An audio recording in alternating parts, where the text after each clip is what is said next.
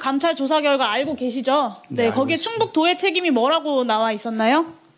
뭐 여러 가지가 지적이 된 걸로 알고 있고 공무원들이 지적을 받은 걸로 알고 네, 있습니다. 정말 모르고 계시는군요.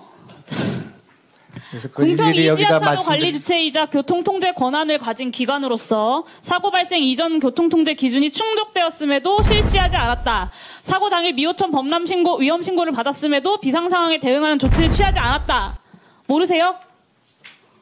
다 그것이 검찰 수사의 과정이 있기 때문에. 아니 국무조정실에서 발표한 거라고요. 근데 이거 모르시냐고요. 이게 무슨 검찰 수사와 무슨 상관이에요. 국무조정실의 그 조사가 다 완결된 것이 묻겠습니다. 아니고 궁평 이지하차도 몇 번 지방도죠? 공무원들의 진술이 엇갈린 증인! 부분이 많이 있기 때문에 그렇게 묻는 말에 대답하세요. 여쭤보는 말씀에 대답을 하십시오. 지금 유가족들 앞에서 이 오송 참사의 최소한의 진상을 밝히는 과정입니다. 궁평 이 지하차도 몇 번 지방도입니까?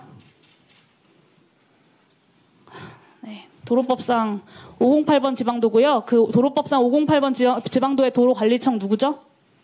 충청북도입니다. 네, 충청북도입니다. 도지사 본인이세요. 오송 참사 3일 후에 충북도가 언론에 직접 공개한 자료인데요. 4시 10분 금강홍수통제소가 미호천교 홍수경보 발령, 그리고 이게 어떤 의미냐면 30%만 더 차면 미호강 넘치는 재난위기라고 76개 기관에 이때 통보를 했습니다. 당연히 충북도도 통보를 받았고요. 그리고 6분 전에 이미 해안부가 NDMS로 같은 내용을 통보를 해줬습니다. 6시 30분에 그 관할 소방서인 청주 서부 소방서에서 부분적으로 그 부분 통제장까지 선제적으로 가동을 했어요. 도에서 배포한 자료니까 맞죠? 여기에도 오류가 있나요? 그 자료를 보지 않았으면 맞을 겁니다. 네네. 네, 정말 네, 할 말이 없습니다. 도로법 76조에 따르면 도로관리청, 그러니까 도지사님 본인이세요. 증인 본인은 지진, 홍수, 폭설, 태풍 등 천재지변이나 이에 준하는 재해가 발생하였거나 발생할 우려가 있어 도로에서 통행이 위험하거나 교통이 장시간 마비될 우려가 있는 경우에 교통통행을 금지 또는 제한할 수 있게 되어 있습니다. 이게 현저한 우려가 아니고요. 재해가 발생할 우려가 들면 제한을 하라고, 금지하라고 한 겁니다. 왜냐? 선제적 대비. 이게 인명과 재산 피해를 막기 위한 재난 대응 시스템의 핵심 아닙니까? 맞죠? 네. 듣고 계세요? 네. 오송 참사 직전까지 충북도지사에게 미호천교 제방 범람과 궁평 이 지하차도 침수 위험을 알리는 수많은 상황 전파들이 있었는데 여기에 대해서 충북도가 그리고 증인이 아무 일도 하지 않으신 겁니다. 아무 조치도. 더군다나 네, 당시 충북도가 재대본 운영하면서 비상 3단계까지 발령을 했는데 그럼에도 불구하고 그 수장인 도지사가 재난안전법 46조 시도지사가 실시하는 응급조치인 대피명령, 위험구역 설정, 강제대피조치, 통행 제한 이 중에 아무것도 하지 않았습니다. 도민의 생명을 지켜야 할 도지사로서 재난 대비와 대응 책임을 방기한 재난안전법 위반 행위입니다. 동의하십니까? 제가 좀 말씀드릴 기회를 동의하십니까? 주시겠습니까? 동의하시냐고 물었습니다. 네. 지금 검찰이 조사를 받고 있기 때문에. 네, 변명으로 일관하시기 때문에 그리고 회피로 일관하고 계시기 때문에 본인이 뭘 하셨는지 제가 다시 상기해 드릴게요.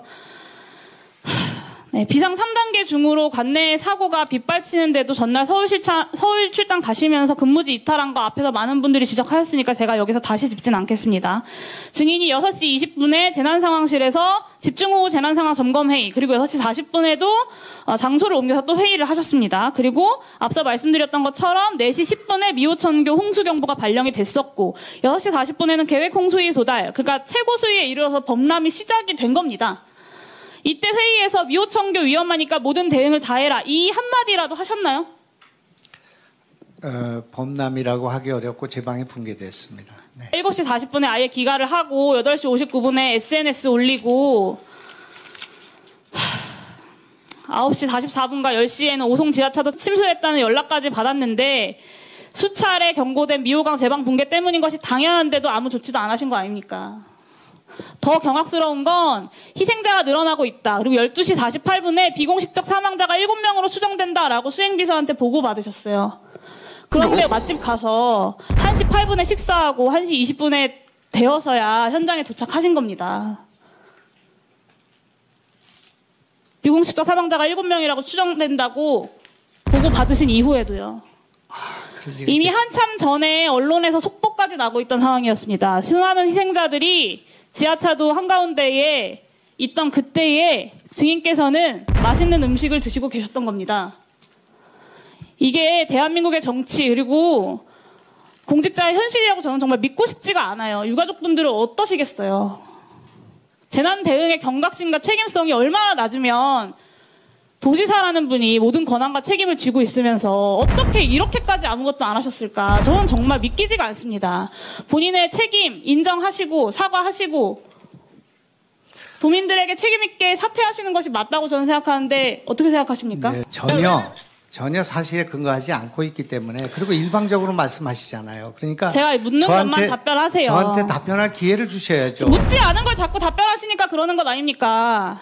아니 제가 7명이 그리고요, 또 실종됐다는 얘기를 말씀드릴게요. 듣고 식사를 하러 갔다는 얘기가 어떻게 38분의 가능하겠습니까? 업추비 결제한 내역이 있지 않습니까? 짜그리집. 예? 지금이라도 기회를 드릴 테니까 오송 참사 관련돼서 언론에 고발한 것들 다 취하하시고 진심 어린 태도로 본인의 법적인 위반과 부족한 내용들 인정하고 유가족들 피해자들께 사과하시겠습니까? 저는 이제 유가족들과 도민들에게는 사과를 무수히 했고요. 저도 책임에 일단 막중한 책임을 느낀다는 말씀 드렸습니다만은 의원님이 그렇게 일방적으로 지금 주장하는 내용을 제가 용인하기가 어렵다 그런 말씀입니다. 저도 국회에 있어봤지만 이렇게 무지막지하게 그 사실 자체를 왜곡시켜서 이 사태에 대한 본질을 왜곡할 수 있는 그런 내용들이 국회에서 논의되고 이게 속기록에 남게 되고 이게 검찰 수사에 영향을 주고 또 우리 도의 공무원들이 지금 많은 분들이 지금 수사를 받고 있습니다. 그렇기 때문에 이 문제는 객관적으로 다뤄야 될 문제 사안들이 굉장히 많이 있는 거 아니겠습니까? 그렇기 때문에 이렇게 일방적인 주장을 하고 이를테면 7명이 실종된 걸 알면서 식사를 버젓이하고 현장에 가지 않는 도지사가 어디 있겠습니까? 7명이 실종됐는데도 불구하고 오송을 가지 않고 버젓이 식사를 했다. 이렇게 말씀하시는 거는 전혀 내용이 다른 것이다. 그런 말입니다. 제 그 현장에 가지 않은 것에 대해서 개탄하고 제가 일찍 갔어야 된다는 그런 뜻으로 한 말씀인데 그것이 무슨 제가 거기 가지 않았기 때문에 해결하지 못했다는 식으로 그걸 인용하고 하는 것은 부분을 가지고 하는 말씀이고요. 증인이 답변하는 과정에서는 모든 것이 다 명확하지가 않고 엉망진창입니다. 그래서 세 가지 경우 중에 하나일 것 같은데요. 하나는 수행비서가 허위로 이 문서를 작성했다.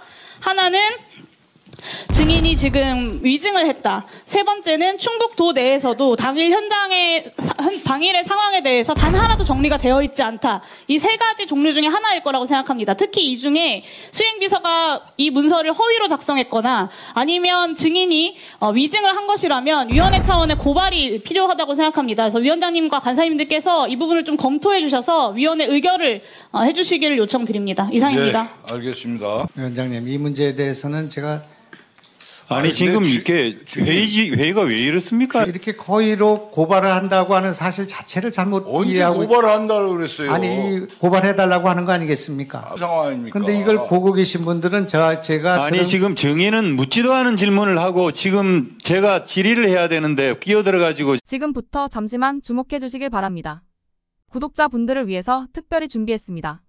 항상 여러분들에게 드리는 말씀이 있습니다. 이슈와 뉴스만 챙겨보셔도 충분히 돈을 벌 수 있다고 말씀을 드렸는데요. 여러분들 여기 보이시는 제 채널의 영상들을 보시면 어떤 생각이 드시나요? 단지 뉴스 영상만 보고 아무 생각이 없으신가요? 그렇다면 아주 잘못된 것이라고 생각합니다. 그 이유가 무엇이냐면 제가 4월 5월에 뭐라고 말씀을 드렸나요? 지금은 반도체에 관심을 가져야 한다. 뉴스만 보고 넘기지 마시고 투자 쪽으로 생각을 봐야 한다고 말씀드렸습니다. 이런 썸네일들을 영상을 통해서 많이 보셨을 텐데요. 이런 반도체 이슈가 되었을 때 부자들은 어떻게 생각할까요? 반도체는 무엇이 있는지, 어떤 종목이 가장 좋을지, 어디에 투자해야 돈이 몰릴 수 있는지 자연스럽게 생각한다고 말씀드렸습니다. 부자들이 봤을 때 이슈가 곧 돈으로 이어지고 그 이슈가 나에게 돈을 벌어준다는 경험적 확신이 있기 때문에 부자들은 사회적 이슈를 관심 있게 챙겨본다고 말씀드렸습니다.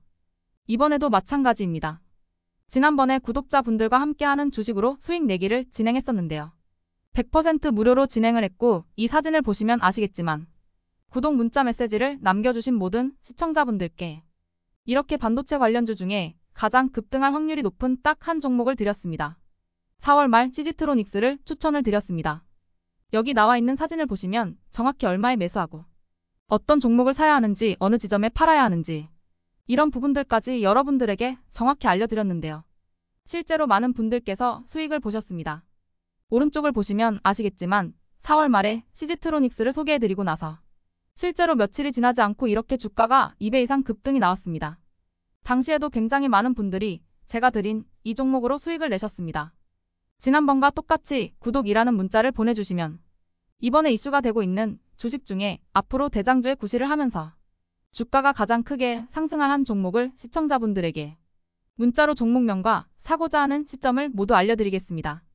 혹시라도 나는 주식을 하지 않는다 하시는 분들은 주변에 주식에 투자하는 분들에게 추천을 해주셔도 되고 연세가 있으셔서 투자가 어려우신 분들은 이 종목을 가지고 자녀분에게 한번 사서 수익을 내봐라 이렇게 조언을 하실 수도 있습니다. 이 영상을 보시고 계시는 시청자분들 중에 종목이 궁금하다 하시는 분들은 전화번호 010-5638-2209 똑같이 무료 추천 급등 주식 문자를 보내드리겠습니다. 돈을 받는 것도 아니고 투자를 대신해 드리는 것도 아니고 부담 없이 구독 문자 보내주시면 되십니다. 다른 것을 바라는 것이 아닙니다. 수익이 나신다면 구독과 좋아요 한 번씩 부탁드립니다.